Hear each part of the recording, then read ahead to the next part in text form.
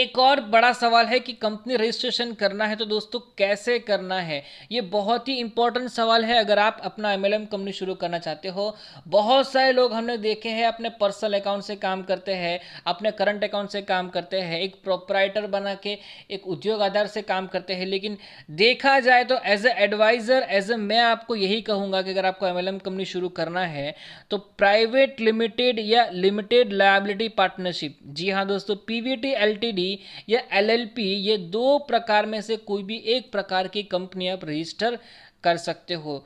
दोस्तों क्या होगा अगर मैंने प्राइवेट लिमिटेड या एलएलपी रजिस्टर नहीं कराया? दोस्तों ये बहुत ही इंपॉर्टेंट क्वेश्चंस है।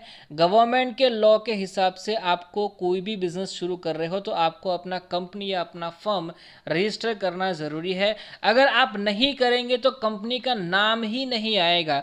जैसे कि आज मुझे कोई भी कंपनी में ज्वाइन करना है, जैसे कि आज मुझे फॉरएवर लिविंग में या विस्टीज में अगर ज्वाइन करना है तो मैं पैसा विस्टीज या फॉरएवर लिविंग के अकाउंट में दूंगा, मैं किसी के भी पर्सनल अकाउंट में पैसा नहीं दूंगा। तो दोस्तों अगर आपका कंपनी रजिस्टर ही नहीं होगा तो आप अपने एसोसिएट के पास से ज्वाइनिंग अमाउंट के बदले में कोई भी अमाउंट या फिर प्रोडक्ट आप नहीं दे सकते हो, क्योंकि वो आपको पेमेंट ही नहीं कर सकता है। तो रजिस्ट्रेशन करने के बाद आपका अकाउंट ओपन होता है और उसके बाद ही आपका पूरा काम यहाँ पे शुरू होता है, इसलिए रजिस्ट्रेशन कराना ज़रूरी है।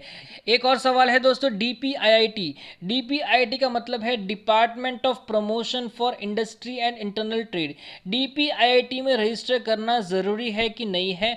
दोस्तों गवर्नमेंट के ड्राफ्ट रूल के हिसाब से आपको डीपीआईआईटी में रजिस्ट्रेशन करना ज़रूरी है, लेकिन अभी के लिए ये डीपीआईआईटी में रजिस्ट्रेशन कराना कोई इंपॉर्टेंट नहीं है। कोई ऐसा कंपलसरी नहीं है कि आपको कराना ही होगा अदरवाइज आपकी कंपनी फ्रॉड है, ऐसा कुछ नहीं है। आप अगर रेगुलर टैक्सेस और रेगुलर टीडीएस वगैरह सब पे कर रहे हो, प्रोडक्ट रेगुलर दे रहे हो और दोस्तों बिजनेस प्लान में पे आउट सही तरीके से दे रहे हो तो आपका कंपनी अभी के टाइम में जेन्युइन है। जब ये ड्राफ्ट रूल में कन्वर्ट हो जाए या एक्ट बन जाए तब आपको कराना 100% कंपलसरी होगा। दोस्तों क्या होगा अगर मैंने डीपीआईआईटी में रजिस्ट्रेशन नहीं कराया? दोस्तों अभी कराने की कोई ज़रूरत नहीं है, आपको जल्दबाजी नहीं करनी है, अभी ड्राफ्ट रूल है। हाँ आप चाहो तो वहाँ पर रजिस्ट्रेशन कर सकते हो, उसका वीडियो हम आपको कुछ दिन में आपको प्रोवाइड कर देंगे किस तरीके से रजिस्ट्रेशन करना है। लेकिन दोस्तों अगर नहीं भी करेंगे तो अभी इतना कोई इंपॉर्टेंट नहीं है। दोस्तों एक और सवाल है कि जब आप कंपनी शुरू करते हो तो आपके कंपनी का रजिस्टर ऑफिस इंडिया में होना चाहिए। जी हाँ दोस्तों, आप जहाँ पे भी कंपनी शुरू करते हो तो दोस्तों उस लोकेशन में कंपनी का रजिस्ट्रेशन होना चाहिए। जो रजिस्ट्रेशन हो रहा है, जो रजिस्टर्ड ऑफिस है, उस ऑफिस का एड्रेस आपको वेबसाइट पे दिखाना होगा। जी हाँ दोस्तों, पहले कुछ लोग नहीं दिखाते थे लेकिन अभी आपको दिखाना होगा। अभी भी दोस्तों ये रूल नहीं बना है, ये गवर्नमेंट चाहती है, लेकिन 100% ये सब तो आने ही वाला है ताकि कोई भी एसोसिएट डायरेक्टली आपके ऑफिस पे जाके विजिट कर सकता है।